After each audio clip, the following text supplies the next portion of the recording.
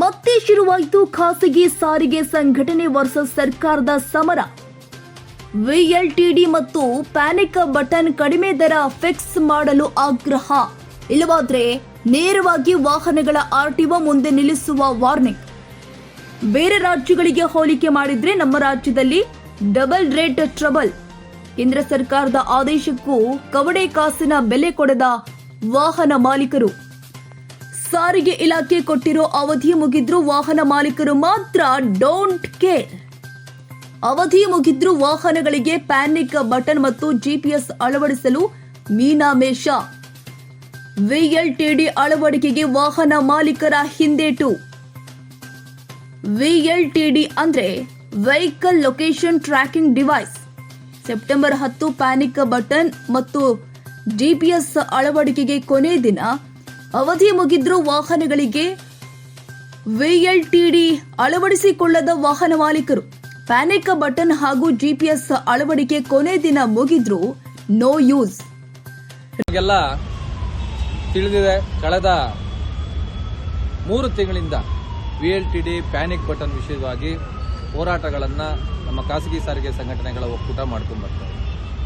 ನಮ್ಮ ಹೋರಾಟ ಮತ್ತು ನಮ್ಮ ಬೇಡಿಕೆಯ ಮೇಲೆ ಇದೇ ತಿಂಗಳು ಅಂದರೆ ಸೆಪ್ಟೆಂಬರ್ 10ನೇ ತಾರೀಕು ತನಕ ಒಂದು ಎಕ್ಸಂಪ್ಷನ್ ಕೊಟ್ಟಿದ್ರು, ಪೋಸ್ಟ್ಪೋನ್ ಅನ್ನ ಮಾಡಿದ್ರು. ಇದು ನಾಳೆಯಿಂದ ಅಂದರೆ ಇವತ್ತಿಂದ ಯಾವುದೇ ಕಾರಣಕ್ಕೆ ಆಗಲಿ FC ಮಾಡಲ್ಲ ಅಂತ ಎಲ್ಲ RTO ಅಧಿಕಾರಿಗಳು ಇವತ್ತು ವಾಹನಗಳನ್ನು ವಾಪಸ್ ಕಳಿಸ್ತಾ ಇದ್ದಾರೆ.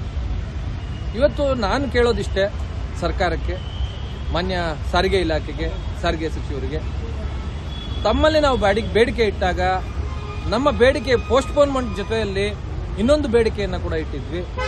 ಈ ಒಂದು ಏನು ವಿಎಲ್ಟಿಡಿ ಮತ್ತು ಪ್ಯಾನಿಕ್ ಬಟನ್ ಇದೆ, ಇಡೀ ದೇಶದಲ್ಲಿ ಇಲ್ಲದೆ ಇರತಕ್ಕಂಥ ದರ ಇದೆ ನಮ್ಮಲ್ಲಿ. ಯಾಕೆಂದ್ರೆ ಹಿಮಾಚಲ ಪ್ರದೇಶದಲ್ಲಿ ಕೇವಲ 7,200 ರೂಪಾಯಿಗೆ ಸಿಗ್ತಾ ಇದೆ, ಮಹಾರಾಷ್ಟ್ರದಲ್ಲಿ 7,500ದಿಂದ 7,600 ರೂಪಾಯಿಗೆ ಸಿಗ್ತಾ ಇದೆ, ಮತ್ತೆ ಉಳಿದಂತ ಕೇರಳದಲ್ಲಿ 8,000 ರೂಪಾಯಿ ಸಿಗ್ತಾ ಇದೆ, ಆಂಧ್ರ ಪ್ರದೇಶದಲ್ಲಿ 8,000 ರೂಪಾಯಿಗೆ ಸಿಗ್ತಾ ಇದೆ, ಮಹಾರಾಷ್ಟ್ರದಲ್ಲಿ 8,300 ರೂಪಾಯಿಗೆ ಸಿಗ್ತಾ ಇದೆ. ಇಷ್ಟೆಲ್ಲ ಬೇರೆ ಬೇರೆ ರಾಜ್ಯದಲ್ಲಿ ಇಷ್ಟು ಕಡಿಮೆ ಇರುವಾಗ ಕರ್ನಾಟಕ ರಾಜ್ಯದಲ್ಲಿ ಮಾತ್ರ ಯಾಕೆ 12,000, 11,500ದಿಂದ 12,000 ರೂಪಾಯಿ ಇದೆ, ಪ್ಲಸ್ GST ಸೇರಿದ್ರೆ 13,500 ರೂಪಾಯಿ ಆಗುತ್ತೆ. ಮತ್ತು ಒಂದು ಬಟನ್ಗೆ ನೀವತ್ತು ಮಾರ್ಕೆಟ್ ಅಲ್ಲಿ ನನ್ನ ಜೊತೆಲಿ, ಈಗ ನೀವು ನನ್ನ ಜೊತೆಲಿ ಬಂದ್ರೆ ಕೂಡ ನಾವೊಂದು ರಿಯಾಲಿಟಿ ಚೆಕ್ ಮಾಡ್ಬೋದು.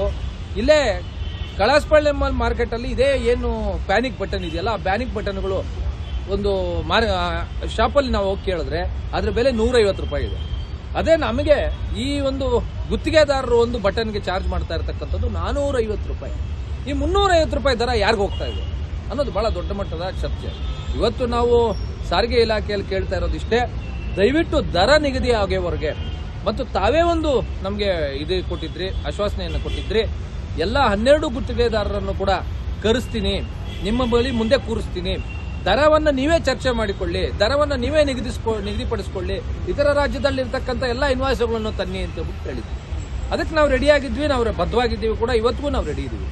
ಎಲ್ಲಿಯ ತನಕ ದರ ನಿಗದಿ ಆಗೋದಿಲ್ವೋ ಪ್ಯಾನಿಕ್ ಬಟನ್ದು ಮತ್ತು ವಿಎಲ್ಟಿಡಿ ಇದನ್ನ ದಯವಿಟ್ಟು ಯಾವುದೇ ಮಾಲೀಕರಿಗೆ ತೊಂದರೆ ಕೊಡಬಾರದು ಅಂತ ಹೇಳ್ಬಿಟ್ಟು ನನ್ನ ಸರ್ಕಾರಕ್ಕೆ ಒತ್ತಡವನ್ನ.